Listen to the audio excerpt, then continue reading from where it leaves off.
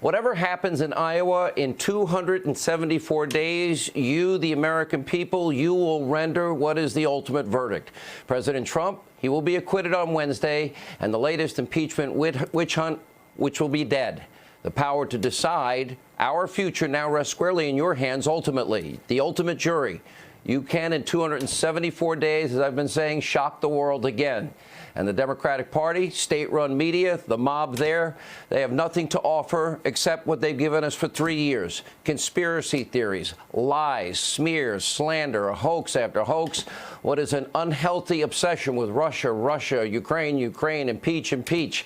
And meanwhile, the Democratic primary is shaping up to be yet another massive dumpster fire like it was in 2016. Look at this.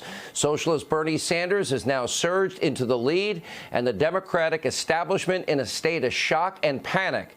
You have those associated and friendly with Barack Obama, with the Clintons. The so-called mainstream Democrats everywhere seem to hate Bernie Sanders. You have over there Chris Matthews and others on the conspiracy theory channel, MSDNC, openly worrying now that no Democrat can beat Trump. John Kerry reportedly overheard telling someone that Bernie Sanders could take down the entire Democratic Party. He first said expletive on Twitter, then he deleted the expletive. Tom Brokaw thinks that it would be really hard for the people to vote for Bernie's brand of socialism. Tom, with all due respect, a little secret here. They're all radical extreme socialists. Read the new Green Deal. And you might want to look at Medicare for all. And how did that Obamacare thing work out?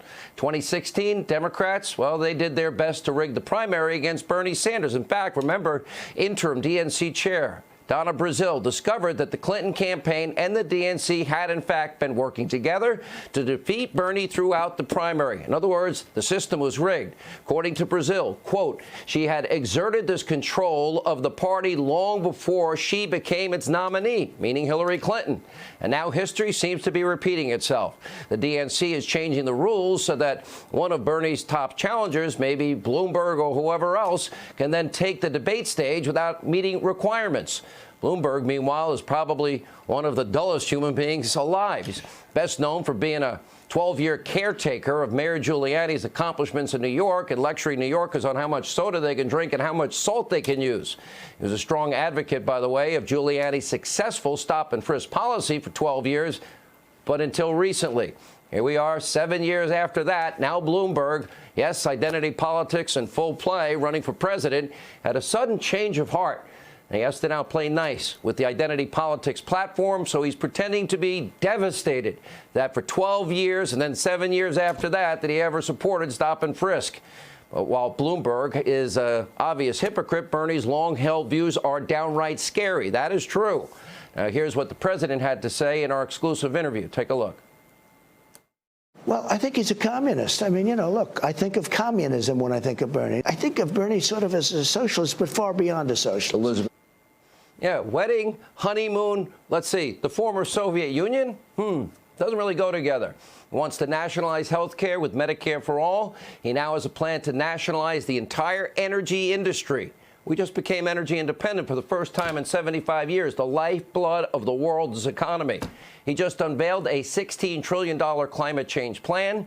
Now, keep in mind, total budget, we only take in about $4 trillion a year. That's every penny. We'll have nothing left over for things like, defense. And by the way, like any good socialist, Bernie doesn't think any of these rules apply to him. Look at this report. Sanders now leads the 2020 field of Democratic radical socialists, environmentalists, new Green Dealists in private jet spending.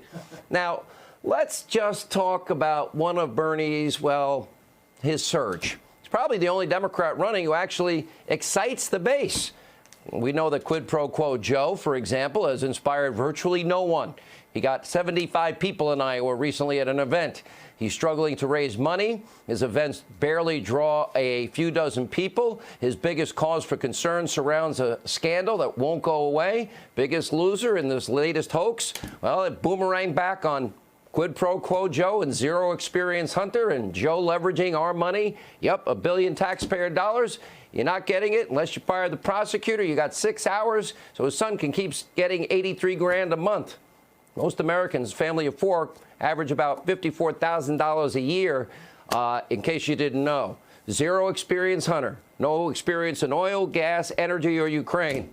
Why would any company pay somebody like that, let's see, millions and millions of dollars? It is now clear Hunter wasn't selling experience. He was selling access, and it looks like it's paid off because in 2015, then Vice President Biden threatened to withhold that billion. And guess what? Son of a bee, they fired the prosecutor, and he bragged about it. Now he's not bragging anymore. In fact, he's getting quite angry and unhinged whenever the subject even comes up, like it did with Savannah Guthrie. Take a look.